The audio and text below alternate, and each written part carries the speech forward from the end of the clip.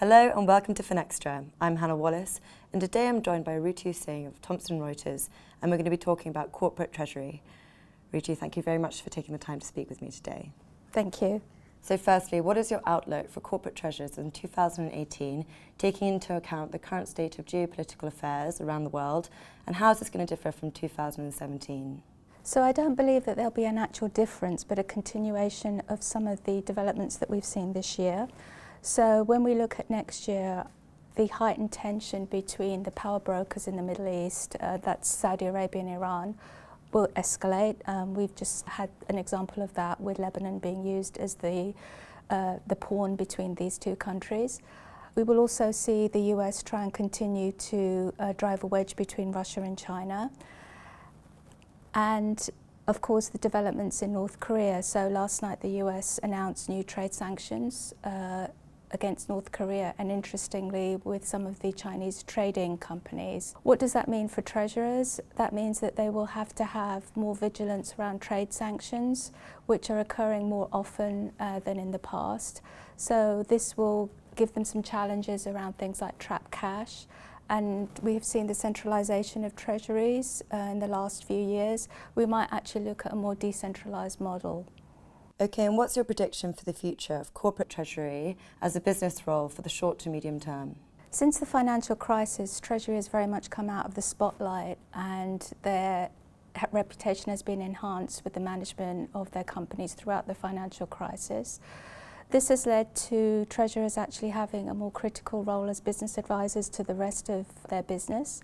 There will be more cooperation and collaboration with areas such as procurement, compliance, and corporate strategy. And we will see this continue, and the Treasury is now acting as an advisor to the board as well.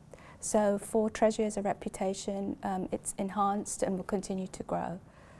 And what incoming regulations are you monitoring that might affect corporate treasury? So the biggest regulation that comes into effect in May 2018 is GDPR, which is the General Data Protection Regulation. This means that companies will actually have to monitor and control the use of the personal data of their clients, and any infringement of this regulation will incur huge fines on companies.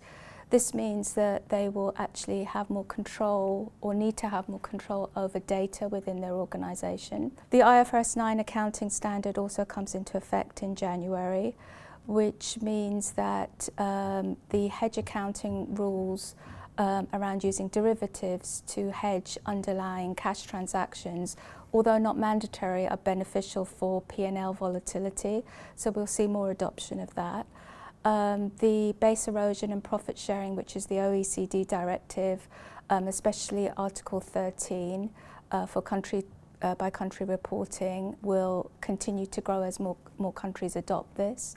And we're actually looking to see how EMIR will develop. There is some revisions or proposed revisions to EMIR, which means it will be less onerous for corporates, but we haven't had any updates as yet. And finally, in your opinion, what do you think will be the greatest challenges for treasurers in the year to come? The biggest challenge for any corporate is reputational risk. Within Treasury, technology has been a huge enabler. However, as Treasury operations become more automated, this creates exposure for cyber risk.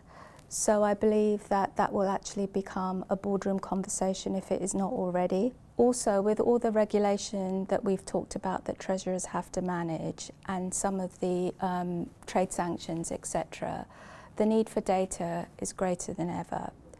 However, controlling, analysing that data, both from internal and external sources, is a huge challenge. Individuals within the organisation need to use separate systems for their functions. However, on an executive management level, the corporate risk has to be managed holistically, and we are seeing more and more the need for a platform to connect these different kinds of risks so that they can be identified quickly as a basis for business decisions. Ritu, this has been great. Thank you very much. Thank you. And thank you for watching.